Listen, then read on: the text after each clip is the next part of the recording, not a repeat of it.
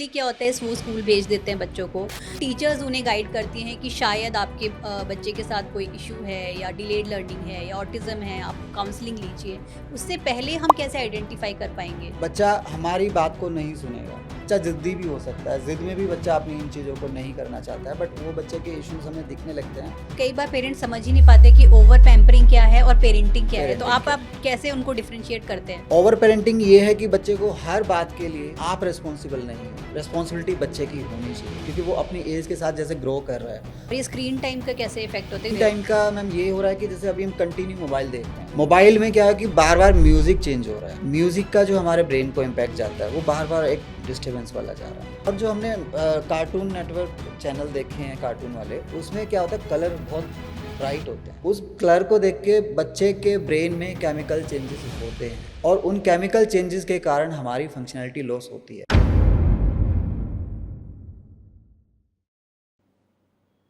Parent बनना किसी भी जिंदगी का एक बेहद ही खास मुकाम होता है। पेरेंट बनते ही शुरुआत होती है एक ऐसे सफ़र की जो आपको पूरा होने का एहसास कराती है।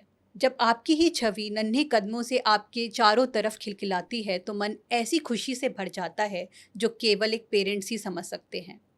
बच्चे को गोद में लेते ही हम उसके पूरे भविष्य की तैयारी कर लेते हैं और चाहते हैं कि हमारा बच्चा सबसे आगे निकले। लेकिन कभी कभी वो बच्चा उतनी तेज़ी नहीं दिखा पाता जितना हम चाहते हैं। ज़्यादातर पेरेंट्स परेशान होते हैं, बच्चों पर झल्लाते भी हैं।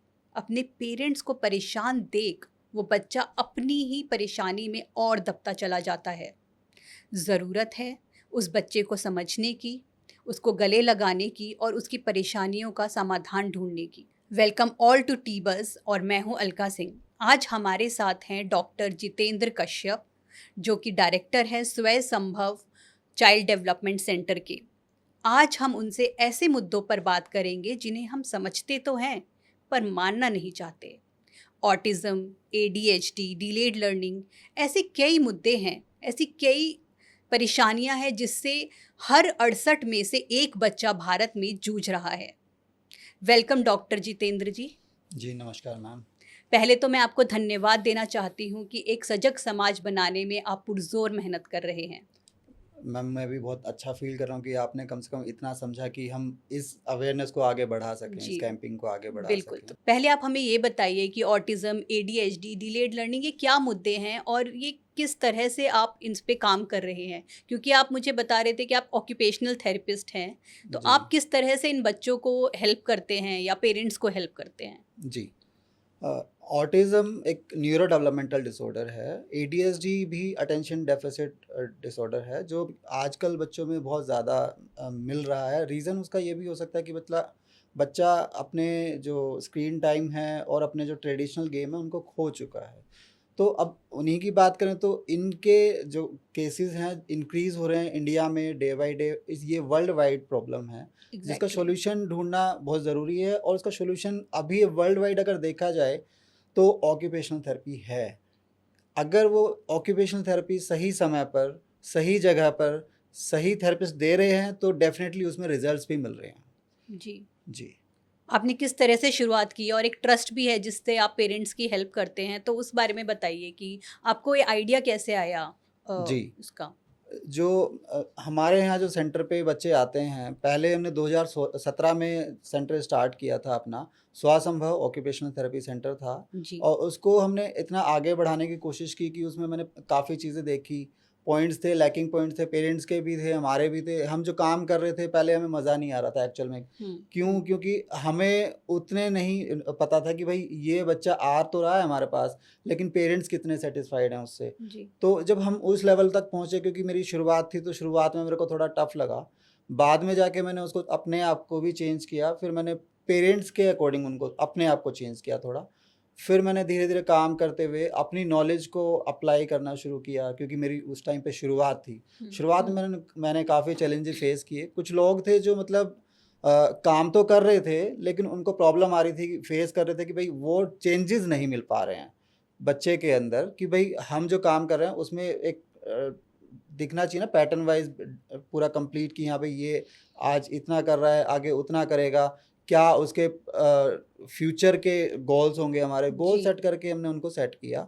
जी। तो जब हमने शाहदरा में एक सेंटर स्टार्ट किया था, अच्छा, तो तब वहाँ पे बच्चे आने शुरू हुए। तो उसमें बच्चे जैसे आना शुरू हुए तो आप सिर्फ ऑटिज्म पे ही फोकस करते थे? मतलब जैसे ऑटिज्म एक वर्ड है, अभी हम ज़्यादा सुन रहे हैं। क्या ये पहले भी था या पहले अवेयरनेस नहीं थी या अब ज़्यादा ऑटिज्म के केसेस आने लग गए हैं? क्या मतलब अब थोड़ा सिनेरियो हमें समझाइए? अवेयरनेस पहले भी थी, पेरेंट्स मानते थे कि बच्चा में प्रॉब्लम है, हुँ, लेकिन वो हुँ। एक्सेप्ट नहीं कर पा रहे थे। एक्चुअल में क्या है ना, ये एक तो ट्रीटमेंट बहुत कॉस्टली है, ये बहुत ईज़िली अवेलेबल नहीं है। इंडिया में भी अभी अवेलेबिलिटी ऑक्यूपेशनल थेरेपिस्ट की हुई है, जी, उसके बाद ही वो चीज़ मतलब ट्रीटमेंट में और एक इम्प्रूवमेंट में चेंज हुई है। अदरवाइज़ वो करते क्या थे कि एक स्पेशल स्कूल में बच्चे को भेजते थे पेरेंट्स, वहाँ पे उसकी जो केयर होती थी वो वहाँ पे उतना होता था। अभी जो सेंटर्स चल रहे हैं, सेंटर्स पे ये होता है कि ऑक्यूपेशनल थेरेपिस्ट अगर काम कर रहे हैं, तो बच्चे में चेंजेस मिलेंगे आपको डेफ़िनेटली। जी। तो ऑटिज़्म जैसे एक वाइड स्पेक्ट्रम होता है जो कहते हैं, स्पेक्ट्रम क्या है और ये किस तरह से आप डिफ़ाइन करते हैं ऑटिज़्म के केसेस की? स्पेक्ट्रम में वो लो ग्रेड है या हाई ग्रेड है? किस तरह से हम इसमें जो डायग्नोज़ करते हैं? ग्रेडिंग होती है वो मॉडरेट, सीवियर और माइल्ड पे आती है। अब हुँ, माइल्ड में जो होती है कंडीशन, वो अपर बॉर्डर को टच कर रही होती है, जिसमें बहुत ज़्यादा सिम्पटम्स नहीं होते हैं। बच्चा अभी न्यूली एंटर कर रहा होता है उस जर्नी के लिए, और उसमें अगर हमने उसको बच्चे को ट्रीटमेंट सही टाइम पे दे दिया, तो वो साइन और सिम्पटम्स सारे हट जाते हैं। अच्छा, और कभी भी बच्चा जो 2 साल से 3 साल के बीच में होगा, उसमें हमें साइन एंड सिम्पटम्स हमें दिखने लगते हैं, तो उसके अकॉर्डिंग अगर हम ट्रीटमेंट उसका स्टार्ट कर दें, तो बच्चे के जो इश्यूज़ रिज़ॉल्व हो जाएँगे। और इश्यूज़ रिज़ॉल्व होने के बाद आपको असेसमेंट की जो नीड पड़ेगी, एक आपको फाइनल कराना है कि भई मेरे को एक्चुअल में नीड है अभी आगे या नहीं है। तो उसमें मैक्सिमम बच्चों के जो इश्यूज़ हैं वो रिज़ॉल्व हो गए हैं, और आगे उन्हें ऐसी ज़रूरत नहीं पड़ी है कि उनको ट्रीटमेंट की भी ज़रूरत पड़ती हो। जी। सो डिलेड लर्निंग या ऑटिज़्म है, इसके क्या साइन्स हैं? अर्ली साइन्स क्या हैं? पेरेंट्स कैसे जान पाएँगे कि यूजुअली क्या होता है, वो स्कूल भेज देते हैं बच्चों को, फिर टीचर्स उन्हें गाइड करती हैं कि शायद आपके बच्चे के साथ कोई इश्यू है या डिलेड लर्निंग है या ऑटिज़्म है, आप काउंसलिंग लीजिए। उससे पहले हम कैसे आइडेंटिफ़ाई कर पाएँगे? उससे पहले हम ऐसे आइडेंटिफ़ाई कर पाएँगे, बच्चा जब हमारे पास आता है, स्कूल में जाता है बच्चा, तो बच्चा हमारी बात को नहीं सुनेगा, हमारी बातों पे रिस्पॉन्स नहीं करेगा, हमें आई कॉन्टैक्ट नहीं देगा। वो बच्चा ज़िद्दी भी हो सकता है, ज़िद में भी बच्चा अपनी इन चीज़ों को नहीं करना चाहता है, बट वो बच्चे के इश्यूज़ हमें दिखने लगते हैं। और उसको ऑडिटरी इश्यू होगा, तो वो कान पे भी हाथ लग टैप करेगा, और उसमें बाद में फिर उसको, जैसे वेस्टिबुलर है तो बच्चा भागता रहेगा। सेंसरी इश्यूज़ जो अच्छा। होते हैं वो बच्चे के बहुत ओवरलोडेड होते हैं, उसकी वजह से बच्चा अपने आप को कंट्रोल नहीं कर पाता है, सेल्फ कंट्रोल हटा जैसे देता आप है बच्चा। कई बार बोलते हैं मोटर स्किल्स जो होती हैं, चलना, ये भी जी। सब डिलेड होती हैं। लेकिन कभी-कभी पेरेंट्स इग्नोर कर देते हैं कि मैं तो 1 साल तक नहीं चला था, कोई-कोई बच्चे 2 साल तक नहीं चलते, तो भी वो नॉर्मल ही उसे ट्रीट करते हैं। तो उन पेरेंट्स के लिए आपकी क्या एडवाइस है? उनके लिए हमें ये एडवाइस है कि बच्चे को जितनी जल्दी मतलब आप स्टार्ट करेंगे, अगर सिम्पटम्स को देख के भी हम प्लान स्टार्ट कर देते हैं ऑक्यूपेशनल थेरेपिस्ट के साथ कंसल्ट करके, तो वो बच्चे की आगे लाइफ बहुत बेटर हो जाती है, उसके रेस्पॉन्सेज बहुत बेटर हो जाते हैं। नहीं, मैंने तो ये भी देखा है, जैसे फॉर एग्ज़ाम्पल अगर कोई बच्चा 2 साल तक भी ठीक से नहीं चल पा रहा है, मतलब इंडिपेंडेंटली नहीं चल पा रहा है और अगर वो पीडियाट्रिशियन के पास जाते हैं, तो कई पीडियाट्रिशियन ये भी कहते हैं कि ये नॉर्मल है, लेट वो चल लेगा। तो फिर वही वो बात खत्म हो जाती है। एक्चुअली क्या है ना, अभी पेरेंट्स भी और उनके ग्रैंड पेरेंट्स भी बच्चे के, तो वो एक्सेप्ट नहीं करते हैं कि चलो ठीक है, अभी थोड़ा डिले है, चल लेगा, बोल लेगा, लेकिन वो बाद में इश्यूज बढ़ जाते हैं। बढ़ने जी। की रिस्पॉन्सिबिलिटी कोई नहीं लेते हैं, ना हम लेते हैं, ना पेरेंट्स लेते हैं। तो बाद में फिर इश्यूज को रिजॉल्व करने के लिए आपको ट्रीटमेंट लेना पड़ेगा, और उसमें समय ज़्यादा लगेगा। तो अब 2 साल के बच्चे या 1 साल के बच्चे अगर डिलेड, अगर उनमें मोटर स्किल्स हैं, तो आप उनको भी हेल्प करते हैं? जी। अभी जैसे डेवलपमेंटल डिले होगा बच्चा, वो चलना नहीं सीखा है, बैठना नहीं सीखा है, सोशल स्माइल नहीं है, थोड़ा इंटरेक्शन नहीं दे रहा है, कुछ भी हुँ, रिस्पॉन्स नहीं हुँ। दे रहा है, तो उसके लिए हम पहले से ही स्टार्ट कर देंगे, तो वो चीज़ें रिज़ॉल्व हो जाती तो हैं। आम तौर पर बच्चा फर्स्ट इंटरैक्शन कब, 6 मंथ्स या 7 मंथ्स में शुरू कर 3 सकता? मंथ्स में बच्चा जो होगा सोशल स्माइल देने लगेगा। ओके। पेरेंट्स को देखेगा या किसी और हुँ, को देखेगा, हुँ। तो वो स्माइल करेगा, और उसके बाद वो बैठ के थोड़ा-थोड़ा इन्वॉल्व होगा, एक-दूसरे को देखेगा, तो वो वहाँ से स्टार्ट हो जाता है और उसका। अगर नहीं हो रहा तो हमें सोचना चाहिए फिर और हमें हमें सोचना चाहिए। काउंसलिंग के लिए जाना चाहिए एज़ अ हाँ, कुछ पेरेंट्स, समय आप ये वेट करना चाहिए। कई जी। बार बच्चा थोड़ा 1-2 महीना वैसे अपने आप से भी डिले हो सकता है, बट आपको स्टार्ट करना चाहिए। जी, ये तो छोटे बच्चों की बात हो गई। कभी ऐसा होता है कि 10 साल तक भी, 11 साल तक भी पेरेंट्स कभी काउंसलिंग के लिए जाते ही नहीं, वो नॉर्मल स्कूल भेजते रहते हैं डिस्पाइट कि टीचर्स उन्हें बोल रही हैं कि आप थोड़ा ध्यान दीजिए या गो फॉर काउंसलिंग, वो इग्नोर करते हैं। तो अगर ऐसे बच्चे बड़े बच्चे एज़ इन 10 साल के, 11 साल के, 14 साल के बच्चे भी अगर आपके पास आते हैं, तो उनकी ट्रेनिंग कैसे डिफरेंट होती है इन कंपैरिजन टू जो छोटे बच्चे हैं? जो अर्ली एज के बच्चे आते हैं उनका ट्रीटमेंट प्लान अलग होता है। उनको तो मतलब ये है कि जल्दी ही रिज़ॉल्व हो जाते हैं इश्यूज़, तो वो जी। अपने फिर अपना काम कर लेते हैं सारे। जो बच्चे बड़े आते हैं, बड़े बच्चों के साथ क्या होता है कि उन्होंने जो लर्निंग की है, हुँ, अभी तक जो उन्होंने सीखा है, उसको समझना बहुत टफ़ हो जाता है, क्योंकि वो बच्चा कुछ गलत चीज़ें भी सीख के आया है। और जब माइंड में वो चीज़ें सेट हो जाती हैं, तो उसको चेंज करने में समय लगता है। तो हुँ। बच्चा जब आएगा हमारे पास, तो उसको अगर हम सही ट्रीटमेंट देंगे, तो वो बच्चा रिज़ॉल्व करेगा अपने इश्यूज़ को, और वो कम बैक कर सकता है अपनी नॉर्मल लाइफ़ में भी और अपने जो नॉर्मल स्कूल में भी। तो अगर आप नॉर्मल बोल रहे हैं तो ऑटिज्म बच्चों के लिए नॉर्मल आप किस सेंस नॉर्मल क्या होता है? मतलब वो एग्ज़ैक्टली नॉर्मल एज़ इन जिसे हम नॉर्मल कहते हैं, हमारी तरह बिहेव करेंगे या अभी अपनी कंडीशन से बेटर हो जाएँगे और सोशली भी वो मतलब अब सर्वाइव कर सकते हैं? क्या उनका नॉर्मल क्या है बेसिकली? बच्चे सोशली भी इंटरैक्ट करते हैं। जी। अगर उनको अंडरस्टैंडिंग के साथ आगे बढ़ाया जाए, बच्चा जब तक समझेगा नहीं कि भाई मेरे को क्यों जाना है, मेरे को क्यों आपसे बात करनी है, क्यों किसी के साथ खेलना है, तो वो बच्चा नहीं करेगा। उसको एक्चुअल में जो उसके ब्रेन में चल रहा है, वो अभी ये चल रहा है कि मेरे को कुछ करना है, और जी। या फिर कोई मुझसे कुछ कराएंगे। तो जब कराना और खुद से करना दोनों में डिफरेंट है। तो आप जब उसको एक लेवल पे लेके जाएंगे कि बच्चे को समझाएंगे कि ये आपको खुद से करना है, ये कंप्लीट करना है। जब हुँ, हम कंप्लीट करवा रहे होते हैं काम, तो पेरेंट्स भी सोचते हैं, थेरेपिस्ट भी सोचते हैं कि अभी हो गया है और हम हैप्पी हैं। हुँ। बट अगर मैं अपने पॉइंट ऑफ व्यू से देखूं, तो बच्चे की एक्यूरेसी, टाइम परफॉर्मेंस एक्यूरेसी, अगर इस पे काम हो, तो डेफिनेटली बच्चे में चेंजेस भी मिलेंगे और पेरेंट्स भी खुश रहेंगे। और पेरेंट्स कई बार देखते हैं हम ऐसे बच्चों के जो पेरेंट्स हैं वो काफ़ी कई बार एग्रेसिव हो जाते हैं, बच्चे के ऊपर भी एग्रेसिव हो जाते हैं क्योंकि उनका एक पॉइंट आ जाता है, सैचुरेशन पॉइंट आ जाता है क्योंकि वो भी काफ़ी मेहनत कर रहे हैं। तो आप उन पेरेंट्स को कैसे गाइड करते हैं कि पेशेंस कैसे उनको डेवलप करना चाहिए? पेरेंट्स को जो हमें गाइड करना है, सबसे पहले उन्हें खुद समझना पड़ेगा कि मेरे बच्चे के साथ क्या प्रॉब्लम हो रही है। अगर उसको हम चिल्लाएंगे या फिर डांटेंगे, तो वो उसका सॉल्यूशन नहीं है। जी। जो हमारे न्यूरॉन्स है, वो इरिटेट होते हैं। हमारा बच्चा जब परेशान होता है, तो पूरे टाइम उसको न्यूरॉन्स जो हैं, जो हमारे ब्रेन फंक्शनिंग में हेल्प करते हैं, वो इरिटेट रहते हैं, तो उसमें बच्चा भी परेशान होगा और हुँ, वो फंक्शनैलिटी की तरफ नहीं बढ़ेगा। वो अपने काम अपने आप से ही करेगा, वो किसी को कोई बात नहीं सुनेगा। तो उसमें जो रेस्पॉन्सेज होते हैं, वो डिले हो जाते हैं। अगर हम अपनी नॉर्मल लाइफ की भी बात करें, तो उसमें भी अगर कोई मुझे गुस्सा करे या फिर मुझे कोई थप्पड़ लगा जाए, तो मेरा भी वही हाल होगा कि मैं एग्रेशन में आ जाऊँगा। जी। और उस टाइम के लिए तो मुझे पता नहीं होगा कि मेरे साथ होना क्या है, या मैं किसी को कुछ करूँगा या फिर वो मुझे कुछ करेगा। घर का एनवायरनमेंट बहुत ही बहुत सूदिंग होना हाँ, चाहिए सूदिंग होना चाहिए और उस बच्चे को समझने वाला होना चाहिए कि बच्चा अगर आज गुस्सा कर रहा है, तो उसके रीज़निंग ढूँढें हम कि क्यों कर रहा है वो। ओके। आज अगर कर रहा है, तो उसको अगर हम समझाएँगे, तो वो 5 दिन में, 10 दिन में वो सेटल भी हो जाएगा। अगर उसके हुँ, साथ डेली हम काम करेंगे। हम काम क्या करते हैं, वो भी मैं बता देता हूँ। पेरेंट्स ज़्यादातर उनको पढ़ाने में लगे हुए हैं। पढ़ना नहीं चाहता है बच्चा उस टाइम पे, उसको नहीं समझ आ रहा है, तो वो उसकी गलती नहीं है, क्योंकि उस लेवल की अंडरस्टैंडिंग अभी उसके पास नहीं है कि मेरे को ये समझना है। कई बार पेरेंट्स ये भी और कर रहे होते हैं, स्कूल वाले भी ये कर रहे होते हैं, तो उसमें क्या होता है, बच्चा आगे है, हाइली इंटेलिजेंट है। ऑटिस्टिक बच्चे ज़्यादातर इंटेलिजेंट होते हैं, उनका आईक्यू भी अच्छा होता है। जी। अगर उनको सही डायरेक्शन मिले, तो वो बच्चा फिर अपनी चीज़ों को आगे बढ़ा सकता है और बिल्कुल कंप्लीटली वो उसको समझ भी सकता है। जैसा कि हमने देखा भी है, मैं प्रैक्टिकली बात कर रहा हूँ कि बच्चा हमारे पास आ रहा था, उसने अभी अपने सारे काम करने शुरू कर दिए हैं, स्कूल में परफॉर्मेंस देने शुरू कर दिए। बच्चा स्टार्टिंग से हाईली इंटेलिजेंट था, जी, लेकिन जी। उसको पता नहीं था मेरे को अप्लाई कहाँ करना है, कैसे मुझे किसी को समझाना है, कैसे किसी से बात उस करनी है। चैनलाइज़ करना ज़रूर चैनलाइज़ नहीं हो पा रहा था, अपनी जी। लाइफ़ को मतलब स्टक करके बैठा हुआ था कि बस इतना ही मेरे को करना है। क्यों? क्योंकि हम उसको बार-बार रिपीट कर रहे थे। जी, जी। आप जब मेरी बात हो रही थी आपसे पहले तो आपने बताया था कि डाइट भी बहुत इम्पोर्टेंट रोल प्ले करती है हाँ। ऑटिज़्म के ट्रीटमेंट में।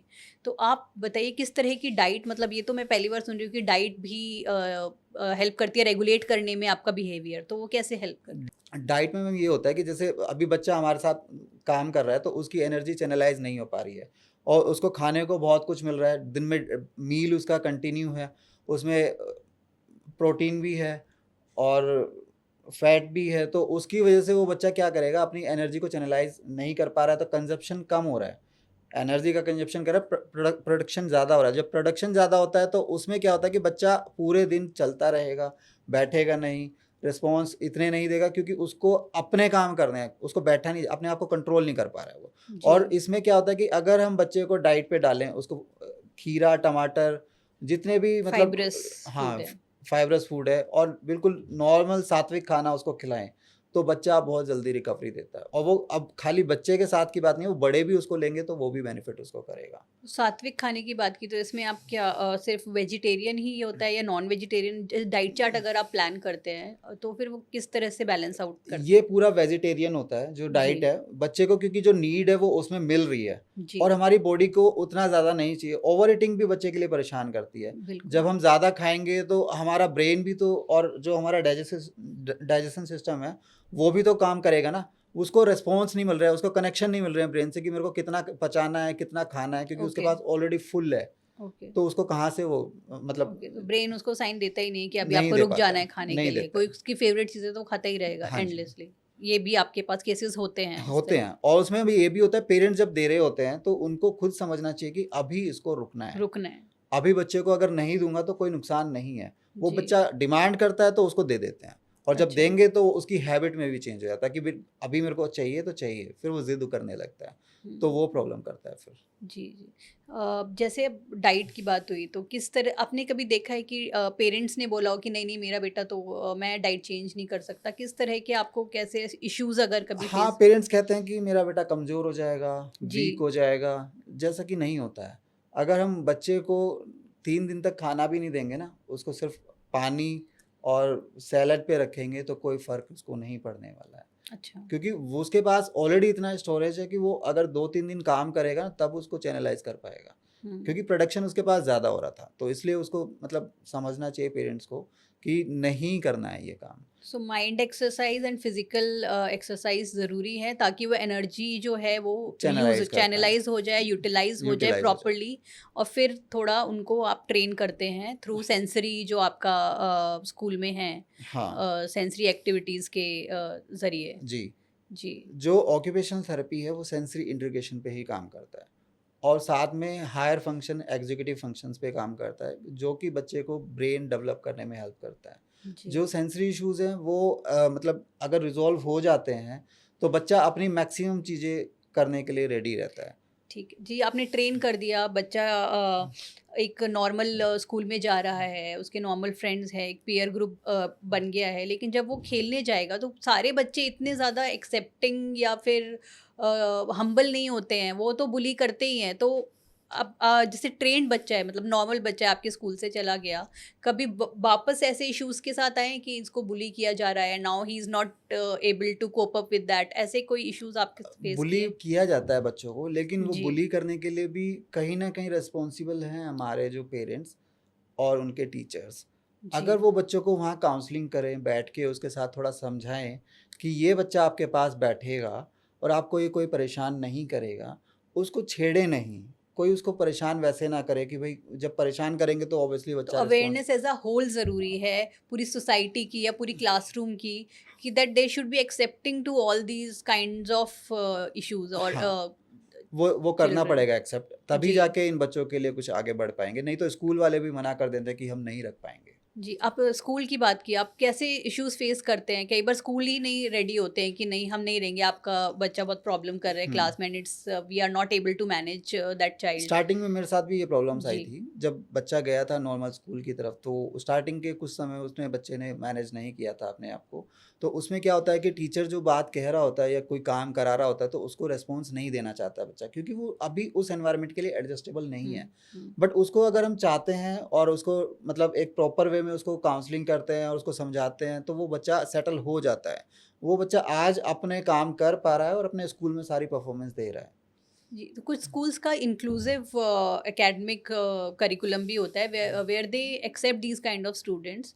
वहाँ पर कैसे आपको कभी टीचर्स के साथ आपकी बातचीत हुई है या टीचर्स को ट्रेनिंग की ज़रूरत पड़ी है? क्योंकि कभी-कभी टीचर्स भी रेडी नहीं होते हैं। आई मीन बिकॉज़ उनका उनके एकेडमिक में या टीचर ट्रेनिंग में ऐसी चीज़ें अभी नहीं सिखाई जा रही। तो आपको क्या लगता है ऐसी चीज़ें करिकुलम में टीचर ट्रेनिंग में ही होनी चाहिए या बाद में उनके सेशंस होने चाहिए? अगर हम टीचर की बात करें, जो बीएड अभी चल रहा है हमारा, जी, बीएड में टॉपिक्स हैं कुछ जो अच्छा। मेंटल हेल्थ पे बच्चों के लिए दिए हुए हैं हुँ, और पेडागोगी बच्चों को, वो टीचर्स को पढ़ाई जाती है। जी। जब टीचर्स पेडागोगी पढ़ते हैं तो उनके लिए जो चाइल्ड साइकोलॉजी है थोड़ी रिलेट करती है, वो पढ़ते हैं उस चीज़ को, हुँ, और उस चीज़ को अगर वो समझेंगे तो बच्चे का बिहेवियर और वो सब चीज़ें समझ सकते हैं। और उसमें उन्होंने टॉपिक भी दिए हुए हैं, जो गवर्नमेंट ने भी दिए हुए हैं, उसमें ऑटिज़्म, एडीएचडी, डाउन सिंड्रोम, इस तरह के टॉपिक्स हैं जो बच्चों को एक छोटा सा ब्रीफ दिया हुआ है कि हाँ, ये बच्चे आ सकते हैं आपके हुँ, पास। तो उसको भी कोई प्रॉब्लम नहीं है कि मतलब पेरेंट्स को भी समझना चाहिए कि हम वहाँ जाएँगे तो टीचर को हम मिलेंगे। बट टीचर एक्सेप्ट करे कि हाँ, मैंने ये कुछ थोड़ा बहुत जानकारी ली थी, तो उसके लिए मुझे कैसे समझना है, क्या करना है, क्योंकि उनको पढ़ाया जाता है। तो आपको क्या लगता है इंक्लूसिव स्कूल्स बेटर हैं इन बच्चों के लिए या स्पेशल स्कूल जैसे पहले होते थे? या किस तरह का आगे फ्यूचर क्या होना चाहिए स्कूलिंग का? अभी के लिए तो जो इंक्लूसिव स्कूल ज़्यादा बेटर हैं, क्योंकि जी, स्पेशल स्कूल में बच्चे क्या करते हैं मैं बता देता हूँ आपको।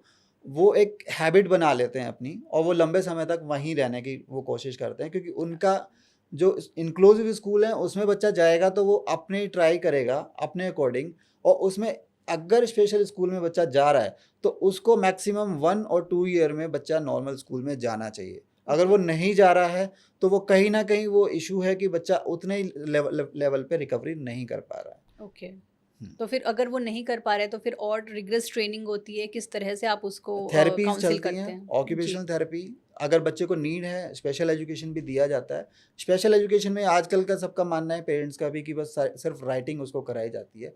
बट उसके अलावा भी उसमें बहुत सारे पॉइंट्स हैं जो स्पेशल एजुकेटर करा सकते हैं, और अगर वो चीज़ें सारी फॉलो हों, तो बच्चे आज बहुत आगे बढ़ सकते हैं।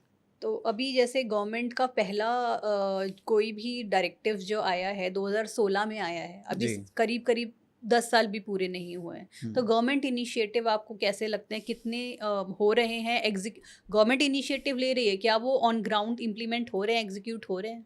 ऑन ग्राउंड अभी उतने नहीं हैं, बट वो एग्जीक्यूट उन्होंने किया है, और जी, अभी सारे गवर्नमेंट स्कूल्स में भी स्पेशल एजुकेटर की और ऑक्यूपेशनल थेरेपिस्ट की वैकेंसी आई थी और उसमें जी, वो रिक्रूट किए गए हैं। जी। और अभी जैसे दिल्ली में भी स्कूल है, जीबीएसएस है, हुँ, और 2-3 और स्कूल हैं जिसमें बच्चे जा रहे हैं।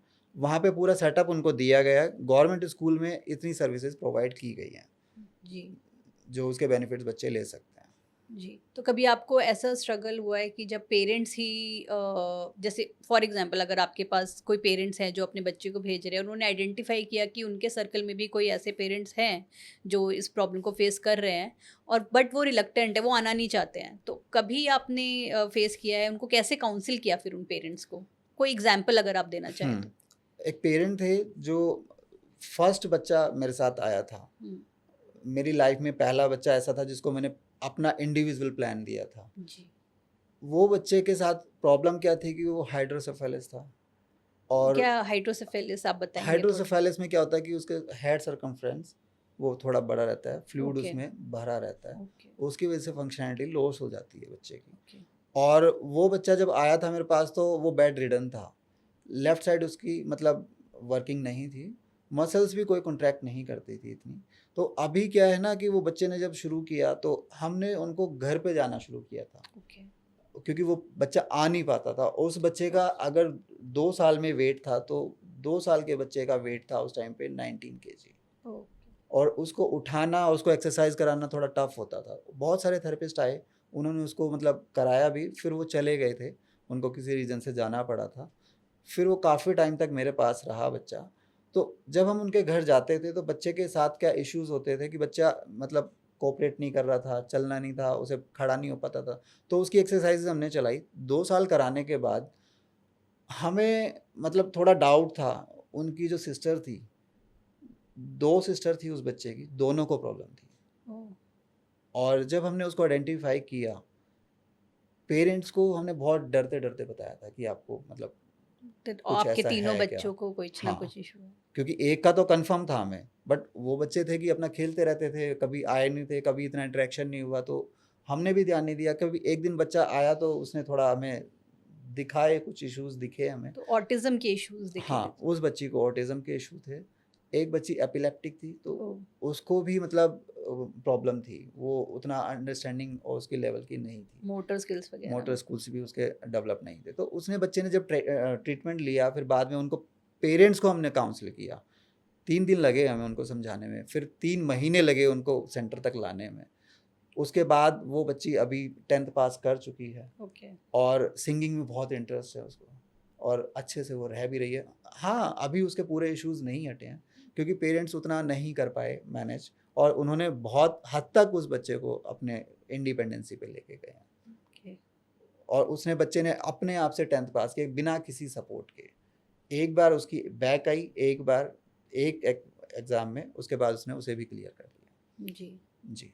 ये बहुत ही आपने काफ़ी इंस्पायरिंग बात बताई है कि पेरेंट्स को वो समझाना एज़ अ होल कि आपके बच्चों हाँ, में कुछ है, टाइम बट और लगा उन था उसमें। पेरेंट्स ने भी एक्सेप्ट किया और उन बच्चों को सपोर्ट किया। जी। तो अभी जैसे ऑटिज़्म की हम बात करें या जो भी इश्यूज़ होते हैं, कुछ बाय बर्थ होते हैं। अभी जैसे स्क्रीन टाइम का काफ़ी चल रहा है कि बच्चे मेंटल डिसऑर्डर में जा रहे हैं या एडिक्शन में जा रहे हैं या फिर डेवलप हो जाता है ऑटिज़्म विद टाइम। तो वो उसमें और जो बाय बर्थ ऑटिज़्म है उसमें क्या डिफरेंस है? ऑटिज़्म जो है ना, बाय बर्थ अभी जितना देख रहे हैं हम, उतना है नहीं। ओके। वो है ना बाद में ज़्यादा डेवलप हो रहा है, जो हमारे लाइफ़स्टाइल के अकॉर्डिंग। ओ अभी बच्चा जैसे उनको प्रॉब्लम है कि बच्चा थोड़ा-सा प्रॉब्लम में है, डेवलपमेंटल डिले है। हुँ। तो डिले होने के बाद क्या होता है कि हम उसके साथ मतलब बहुत पैम्परिंग करते हैं। ओवर पैम्परिंग हो ओवर ही रही है पैम्परिंग बहुत ऑब्वियसली। बच्चे का नुकसान करेगी। वो उनके लिए अगर कहें तो बहुत ज़हर है। ओके। अगर आपने वो पैम्परिंग की है, तो बच्चा आगे आने वाले टाइम में भी वो अपने आप को डेवलप नहीं कर पाएगा। मैंने पैम्परिंग वाले बच्चे देखे हैं, और मतलब ये तो हम कह रहे हैं कि ऑटिस्टिक बच्चे हैं, जो नॉर्मली स्कूल में बच्चे जा रहे हैं, उनकी पैम्परिंग जो होती है, वो बच्चे भी मैंने एवरेज लेवल पे देखे हैं। अगर उनको समझाया जाए और बढ़ाया जाए आगे, तो वो आगे बढ़ सकते हैं। तो मतलब कई बार पेरेंट्स समझ ही नहीं पाते कि ओवर पैम्परिंग क्या है और पेरेंटिंग क्या है। तो पेरेंटिंग क्या है? आप कैसे उनको डिफरेंशिएट करते हैं? ओवर पेरेंटिंग ये है कि बच्चे को हर बात के लिए आप रिस्पॉन्सिबल नहीं हो। रिस्पॉन्सिबिलिटी बच्चे की होनी चाहिए, क्योंकि वो अपनी एज के साथ जैसे ग्रो कर रहा है, तो जो उसकी फंक्शनैलिटी है वो उसको खुद से करने देना चाहिए। बच्चा हो सकता है कि अभी आज आपके साथ 5 मिनट एक्स्ट्रा ले या 10 मिनट एक्स्ट्रा ले, लेकिन वो अपने टाइम पे एक्यूरेसी लाएगा। वो 3 मिनट में भी वो काम कंप्लीट करेगा, 4 मिनट में भी कंप्लीट करेगा, बट उसके लिए हमें थोड़ा वेट करना पड़ेगा, टाइम लगता है। हम जी। अपने टाइम को बचाने के लिए उसको कहते हैं कि भाई जल्दी से कंप्लीट करो, उसे हुँ, भेजो। हुँ, हुँ, तो हुँ। ये नहीं होना चाहिए। उसको जी। खुद से रिस्पॉन्सिबिलिटी देनी चाहिए कि ये काम आपका है तो आप खुद करेंगे। वो टाइम ले सकता है। उसके लिए तो हमें ये थोड़ा, आप बात कर रहे हैं कि 7-8 साल के बच्चों की या शुरू से ही ये लाइक किसी एक। भी एज का बच्चा हो, वो जी। 7-8 साल का नहीं, वो न्यूबॉर्न बेबी भी जो होता है ना, वो धीरे-धीरे जैसे डेवलप कर रहा होता है। तो जब उसकी एक डेवलपमेंटल एज कंप्लीट हो रही होती है कि वो अपनी फंक्शनैलिटी की तरफ बढ़ रहा होता है, हुँ। तो उसको उस टाइम पे अगर उसको चलना है, तो वो चल के जाएगा। कोई काम करना है, तो वो उठा के लाएगा सामान। और उसको जैसे-जैसे बढ़ रहा होता है, 3 साल का हुआ, साढ़े 3 साल का हुआ, तो उसमें क्या होगा कि वो बच्चा अपने जो डेली रूटीन वाले काम कर सकता है। ड्रेस पहनना और बटनिंग करना, जूते पहनना, ये सब चीज़ें कर सकता है बच्चा। तो जब वो कर सकता है, तो फिर हमें क्यों करना है? खाना जी। खाना, हम जो ज़्यादातर सबसे क्या बड़ा, करते हैं कि अरे तुम देर कर रहे हो, हम ही बस, आपको बस कपड़े पहना ये देते हैं। सबसे बड़ा इश्यू है। अगर इसको जी। हटा लें हम, तो बच्चों में प्रॉब्लम भी नहीं मिलेंगी आपको। जो उनके साथ प्रॉब्लम होती है, वो मल्टीप्लाई हो जाती है उन इश्यूज़ के हुँ। साथ। और ये स्क्रीन टाइम का कैसे इफ़ेक्ट होता है? क्योंकि आजकल मैं देख रही हूँ 2 साल के बच्चे होते हैं वो आगे आईपैड रखा है और अपना आराम से खाना खा रहे हैं स्क्रीन फिर। टाइम का मैम ये हो रहा है कि जैसे अभी हम कंटिन्यू मोबाइल देख रहे हैं। जी। मोबाइल में क्या है कि बार-बार म्यूज़िक चेंज हो रहा है। म्यूज़िक का जो हमारे ब्रेन को इम्पैक्ट जाता है, वो बार-बार एक डिस्टर्बेंस वाला जा रहा है। और बच्चा जब बार-बार उसको सुनेगा, तो वो उसकी हैबिट भी डेवलप करेगा अपने अंदर। जी। एक हमारे अंदर होता है डोपामाइन। जी, जी, जी। और जो हमने कार्टून नेटवर्क चैनल देखे हैं कार्टून वाले, उसमें क्या होता है, कलर बहुत ब्राइट होते हैं। हुँ। उस कलर को देख के बच्चे के ब्रेन में केमिकल चेंजेस होते हैं, और उन केमिकल चेंजेस के कारण हमारी फंक्शनैलिटी लॉस होती है। हमने भी देखा है, अगर मैं कंटिन्यू 3 दिन या 5 दिन मोबाइल देख लूँ, तो उसके बाद मेरा मन नहीं करेगा कुछ काम करने का भी। मैं कंटिन्यू मोबाइल ही देखूंगा, और अगर मोबाइल देख रहा हूँ तो मेरा लॉस हो रहा है, मेरा ब्रेन कंप्लीटली एक उस सिचुएशन में पहुंच रहा है कि मैं कुछ एनवायरनमेंट के बारे में सोच ही नहीं पा कभी रहा कभी हम नॉर्मल वर्ड्स भी भूल जाते हैं, मतलब अब कंटिन्यू अगर मोबाइल देखें और हम कुछ उसके बाद लिखने बैठे तो हूँ। आप नहीं लिख पाते हैं, कुछ नहीं लिख पाते नहीं हो। लिख पाते हैं, क्योंकि हम उस एरा में नहीं है, उस एनवायरनमेंट में नहीं है, वहाँ से हम जा चुके हैं। और उसमें लौटने के लिए हमें एक्सरसाइज करनी पड़ेगी। ब्रीदिंग एक्सरसाइज हमारे लिए बहुत ज़रूरी है, जो हमारे ब्रेन को ऑक्सीजन पहुँचाती है। ब्रीदिंग एक्सरसाइज हाँ सिर्फ जी, सिंपल एक सिंपल एक आलोम विलोम प्राणायाम ये सब कर लो। हम छोटे गाड़ी, बच्चे तो कर ही नहीं पाते, मतलब बट उनको उनको अगर कैसे। सिखाएंगे तो वो सीख सकते हैं। अभी मैंने देखे हैं बच्चे योगा करने जाते जी हैं, जी 2 साल 3 साल के बच्चे भी योगा कर रहे हैं, बिल्कुल। मार्शल आर्ट में एक्सपर्ट हैं। मैंने चाइना की एक वीडियो देखी थी, उसमें मतलब जिम्नास्ट है बच्चा, 3 साल का 4 साल का बच्चा, तो यहाँ पे भी वो चीज़ें कर सकते हैं। पेरेंट्स को कैसे अवेयर करें, सबसे बड़ी आप, मुझे लगता है कि आजकल के जो हम हमारी एज के जो पेरेंट्स हैं, हम यही सोचते रह जाते हैं कि टाइम नहीं है, तो हम उनको ओवर कुशनिंग कर देते हैं बच्चों को बेसिकली। टाइम हमारे पास बहुत है अगर हम उसको देखें तो। अगर हम जॉब की बात करें तो वो हमारे 8 घंटे करनी है, जी उसको 10 घंटे मान के चलो आप, आना जाना अपना समय सारा उसमें कंजप्शन हो जाता है। अगर उसके अलावा हम बात करें, जो टाइम हम बच्चे के साथ दे रहे हैं उसमें उस बच्चे के लिए ही टाइम दें, उसके साथ खेलें, उसके साथ पिलो फाइट कर सकते हैं, उसके साथ घूमने जा सकते हैं, वॉक पे जा सकते हैं, वैसे कि भाई नहीं जाना है गाड़ी में तो वॉक पे जा सकते हैं। तो वो बच्चे को हेल्प करेगा, उसको सोचने का मौका मिलेगा कि हाँ ये मेरे पापा हैं, ये मेरी मम्मी हैं और ये मेरे साथ ऐसे जाते हैं, और उसको भी लगेगा कि पापा आएंगे तो मैं जाऊँगा। नहीं तो वो क्या होगा कि हम भी घर में आए, लैपटॉप में लग गए, दोबारा से ऑफिस जी का काम है, तो बच्चा फिर क्या करेगा, फ्रस्ट्रेट होगा कि भाई मुझे जाना था या फिर ये करना था तो वो मुझे नहीं मिला। जी और आज के टाइम में ट्रेडिशनल गेम जो इस जहान से ही ख़त्म हो गए हैं, वो मुझे लगता है कि दोबारा आने चाहिए, नहीं जी तो प्रॉब्लम और बढ़ेंगी अभी। जी। थैंक यू जितेंद्र जी, इतना इंसाइट देने के लिए और हमें अवेयर करने के लिए। और मैं चाहूँगी कि अगर आपका बच्चा भी डिलेड लर्निंग जैसे सिम्टम शो कर रहा है, या आपका बच्चा ज़्यादा स्क्रीन में फिक्सेटेड है, तो आप जल्द से जल्द इस प्रॉब्लम का सॉल्यूशन ढूंढिए। डॉक्टर जितेंद्र जैसे ऐसे बहुत लोग हैं, बहुत काउंसलर्स हैं जो आपकी हेल्प के लिए रेडी हैं। टी बस से जुड़े रहिए। Thank you so much. Thank you ma'am.